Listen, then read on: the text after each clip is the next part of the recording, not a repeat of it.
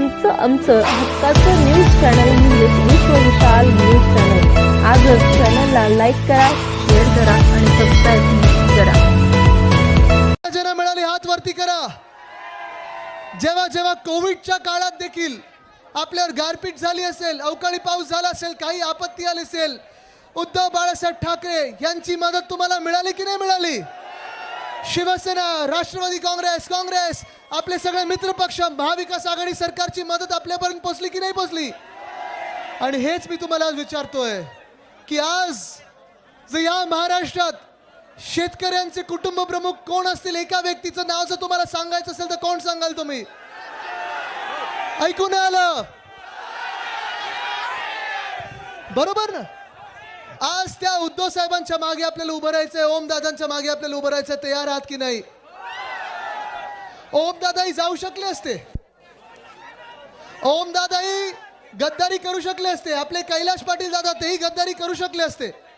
पण तुम्हाला एक खास करून मी सांगायला आलोय, आजचा दिवस महत्त्वाचा आहे। अनेक ठिकाणी फॉर्म भरले जातात। ओम दादा, मला वेगळ्या वेगळ्या ठिकाणून सांगितलं गेलं की आदित्यजी तुम्ही इथे या तिथे या। मी सांगितलं माझा ओम दादा फॉर्म भरायला चाललाय, मला तिथेच जायला लागेल।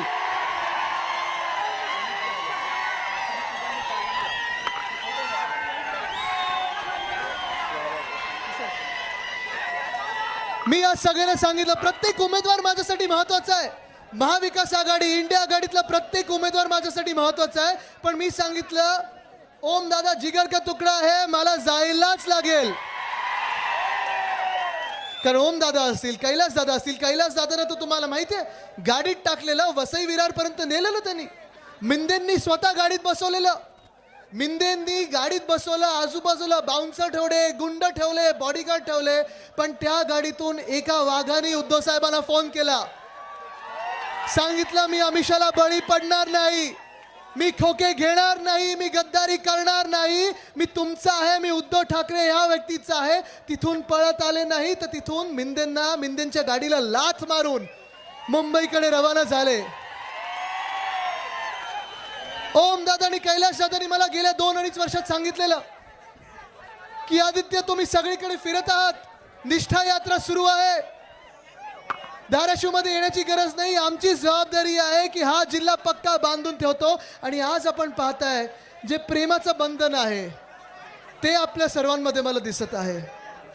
आज आपल्याला जर शेतकऱ्यांचं सरकार आणायचं असेल, आज आपल्याला आपल्या हक्काचं सरकार आणायचं असेल, आज पुन्हा एकदा आपल्याला वाटत असेल की केंद्र सरकारमध्ये कोणी आपलं पाहिजे, तर आपल्याला पुन्हा एकदा ओम दादांना केंद्र सरकारमध्ये आणि तिथे केंद्रस्थानी पाठवायला लागेल। मी इथे सगळे जमले जे शेतकरी बांधव आहेत तुम्हाला विचारत आहे, दुसरा प्रश्न विचारत आहे। हे केंद्र सरकार जे आहे 10 वर्ष भाजपचं आहे, हुकुमशाही सुरू आहे, तुम्हाला वाटतं का की हे केंद्र सरकार तुमचं आहे? 2 वर्षापूर्वीची चित्र बघा किंवा आत्ताची 2 महिन्यापूर्वीची चित्र बघा, काय झालं? दादा बसून घ्या, बसून घ्या दादा, दादा तुम्ही बसून घ्या, तुम्ही बसून घ्या, बसा बसा। अहो मी दिसीन ठीक आहे दादा, मी त्यांना दिसत नाही, बसा बसा, राहू दे दिसतोय का आता? जिंकल्यानंतर येणार परत। तुम्हाला माझा प्रश्न आहे, गेल्या महिन्यामध्ये कोणी किती बातम्या बघितल्या? सगळ्यांनी बातम्या बघितल्या टीव्हीवर? पंजाबचे शेतकरी होते, काही हरियाणातले शेतकरी होते, काही उत्तर प्रदेशचे शेतकरी होते, आपल्यासारखेच शेतकरी होते। आपण शेतकऱ्याला अन्नदाता मानतो आणि उद्धव साहेबांनी मला एक सांगून ठेवले, आदित्य शेतकरी म्हणजे अन्नदाता असतो, अन्नदाता देवो भव आपल्या देशात ही संस्कृती आहे, बरोबर ना? ह्या शेतकऱ्यांवर केंद्र सरकारने, केंद्र सरकारच्याच लोकांनी, केंद्र सरकारच्याच मंत्र्यांनी जेव्हा आपले तिकडचे सगळे शेतकरी बांधव दिल्लीकडे मोर्चा निघाले होते, सांगत होते तुम्ही जी वचनं दिली होती ती पूर्ण करा। अरे मी जरा या फोटोग्राफरने सांगेन जरा बसून घ्या ना, कृपा करून बसून घ्या, थोडं प्लीज बसून घ्या, बसा बसा प्लीज, मागच्याने दिसत नाहीये रे।